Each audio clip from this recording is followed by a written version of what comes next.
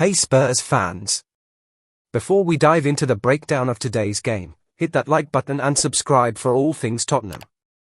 Now, let's talk about that frustrating 3-2 loss against Brighton at the Amex Stadium.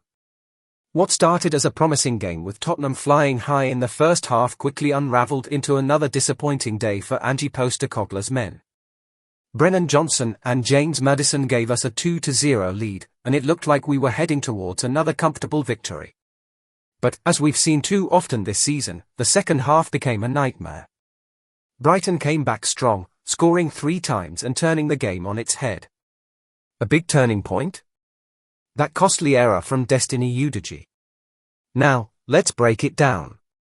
BBC Sport's Mark Warburton was spot on when he said Postecoglou would be fuming about Udogie's mistake. The Italian defender has had a decent start to the season, but on Sunday his error for Brighton's first goal gave them the lifeline they needed.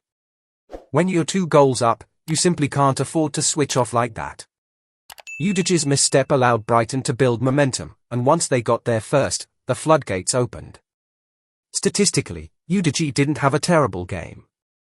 He won 75% of his duels and completed 89% of his passes, but when it came to the big moments, like stopping Danny Welbeck's header, he came up short.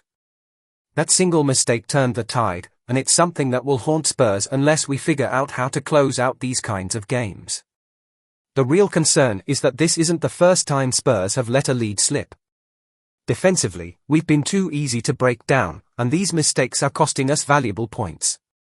With a 2-week break coming up, Ange has some serious work to do to shore up the defense and get Udogie, and the rest of the backline, back on track.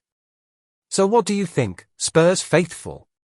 Is it time for a change at left back, or do you think Udogie deserves more time to prove himself?